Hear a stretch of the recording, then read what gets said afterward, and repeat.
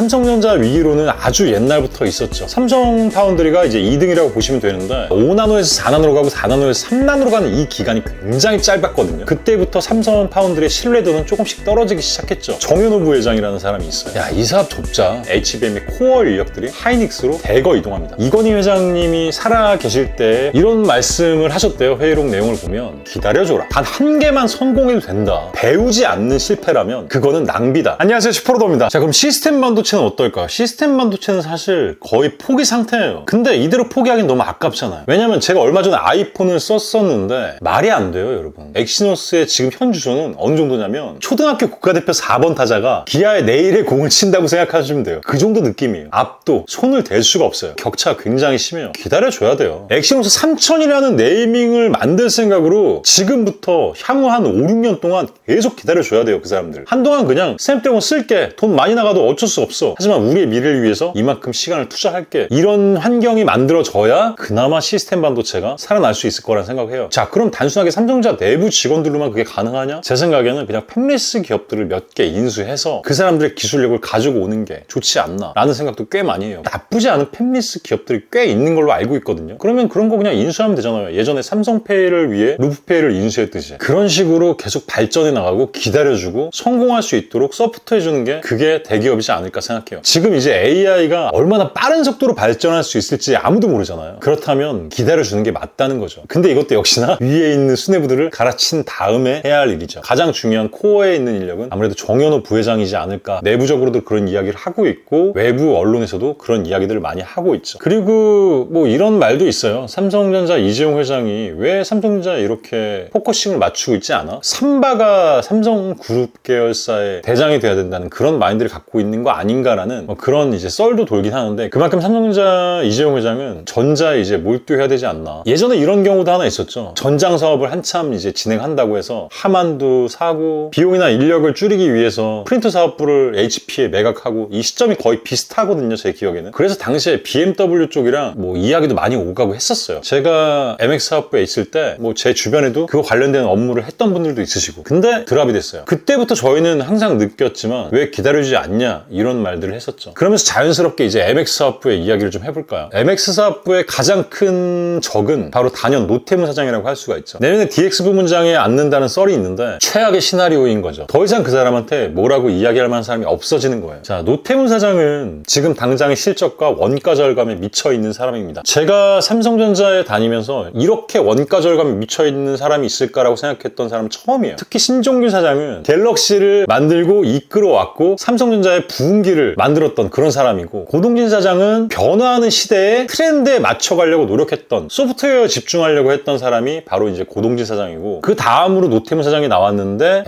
이 사람은 진짜 답이 없어요. 최근에 그런 일이 있었잖아요. 갤럭시 탭 S10이 언팩 없이 출시를 하고 디멘시티 9300 플러스 AP를 탑재했는데, 그리고 한 달인가 있다가 디멘시티 9400이 나왔어요. 그러니까 이거죠. 미디어텍 입장에서는 야, 우리가 너네 엑시보다 더 싸게 줄게. 엑시가 한 $100 정도 한다면 우리가 한 $80, $70에 그냥 내일 꽂아줄게. 미디어텍 입장에서는 재고 처리해서 좋고, 그리고 삼성과의 어떤 루트를 완벽하게 플래그십으로 쫙 뚫어도 좋고, 노태무 사장 입장에선 원가 절감해서 좋고. 여러분도 아시겠지만 노태무 사장이 사장으로 올라오고 나서 뭔가 새로운 삼성전자만의 신기술? 이런 게 있을까요? 전혀 없어요. 단 한 개도 없습니다. 이 링은 제가 끼고 다니긴 하지만 말도 안 되게 엄청 비싼 쓰레기인데, 하지만 이거는 저는 나쁘지 않았다고 생각해요. 자, 왜냐면 언젠간 이런 아주 미니멀한 웨어러블 시장이 분명히 올 건데, 이거에 대해서 계속 지속적으로 투자한다는 건 저는 굉장히 괜찮다고 생각해요. 지금 당장 어떤 성과를 보여주기는 어렵겠죠. 하지만 언젠간 여기 디스플레이도 생기고 링으로 어떤 알림도 받을 수 있고, 이런 시대가 불과 얼마 남지 않았다고 생각하기 때문에 이런 투자는 굉장히 좋다고 생각하지만, 원가 절감, 스마트폰을 사용하는데, 그것도 A 시리즈나 이런 것도 아닌데 플래그십 스마트폰의 원가 절감을 지속적으로 하려고 하는 거, 이거는 조금 잘못된 생각, 아니 굉장히 많이 잘못된 생각이죠. 제가 125만 원을 주고 아이폰 16 128기가를 구매해서 이용을 했잖아요. 그때 많은 분들께서 저한테 질문을 하셨던 게, 120Hz를 이용하다 60Hz로 갔을 때 역체감이 없어? 엄청나게 심하지 않아? 라고 물어보셨어요. 여러분, 그것보다